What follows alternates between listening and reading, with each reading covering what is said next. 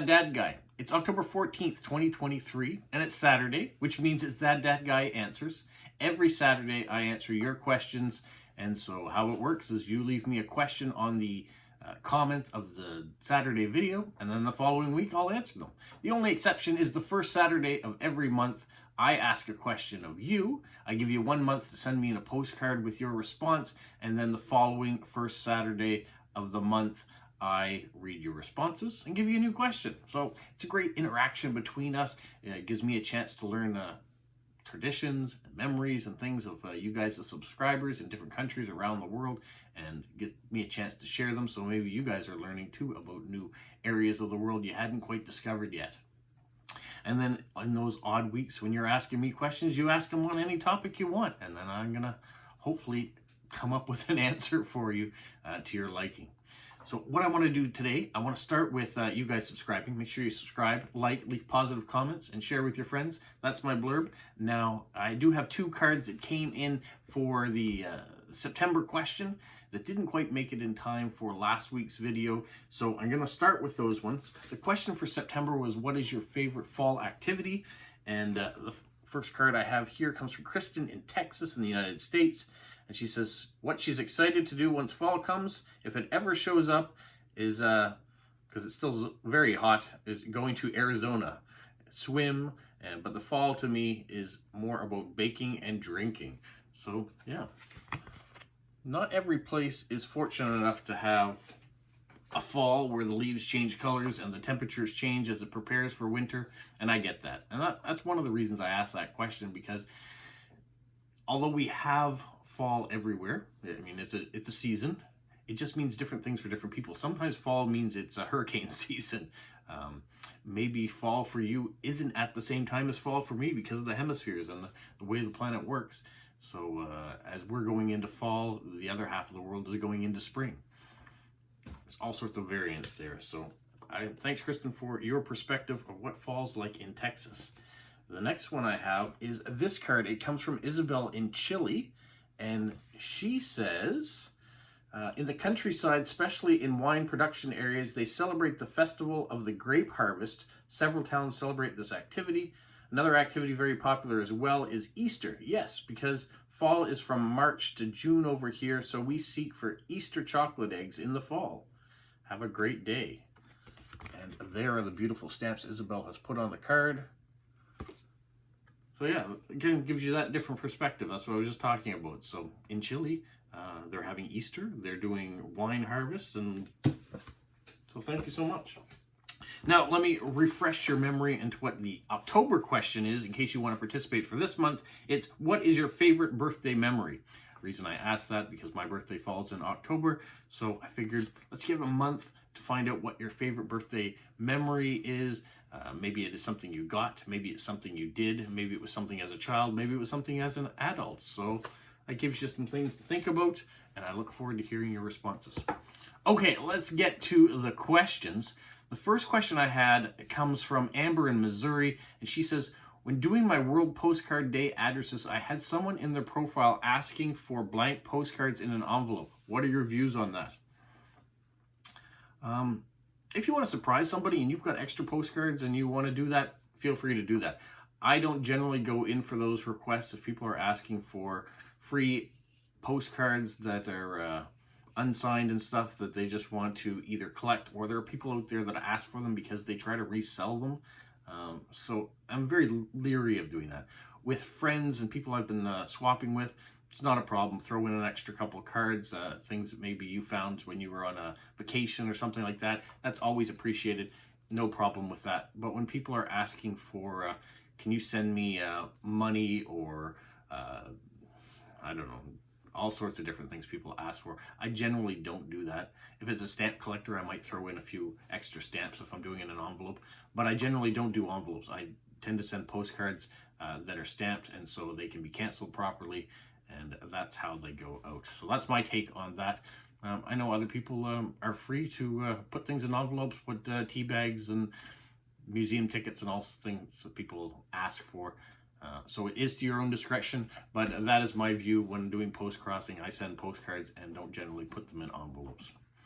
All right, along the same line, she says, if someone asks for no decorations on a postcard, do you oblige or do you do what makes you happy?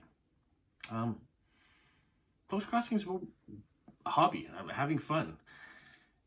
If there's a reason, a specific reason why they don't want it decorated, maybe in their country, the machines, the washi tape gets caught in the machines more than likely and tears the postcard, then I could see not wanting to put decorations for that reason. Maybe they really ask you that they want to have a connection with the message that you send, so the less decorations on your card means the more space you have to write, then that's great.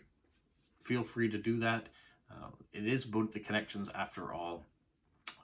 As it was once put on a recent card, it's not about the collection, it's about the connections. So I wholeheartedly agree with that. So if not decorating and writing a more meaningful message on the card is what the receiver wants, by all means do that. If there's no real reason why they don't want it decorated, do what makes you happy. If it makes you happy for that one individual to decorate the card even though they don't want it, I guess do it. But if you can be happy in creating a message that might be impactful for that person rather than putting an extra sticker or two or a piece of washi on it, I think maybe that is the best route to do for that one person. All right? That's my take on that. Hopefully, well, you're going to do whatever you want to do. So thank you, Amber. I appreciate that. Let's go to the next question. I actually have to skip videos over because those questions came from a few weeks ago. And so let's find last week's video. All right, I have one question on this one. It comes from Great Stamp Adventure. So Shawnee in New Zealand, she says, what did you study after school and why did you choose to study that? All right, when I went to university, two parts. I went to three universities, really. I started at McGill University in Montreal and spent my time mostly at the Montreal Forum watching the Montreal Canadiens play hockey rather than study. So I was there for 1 year.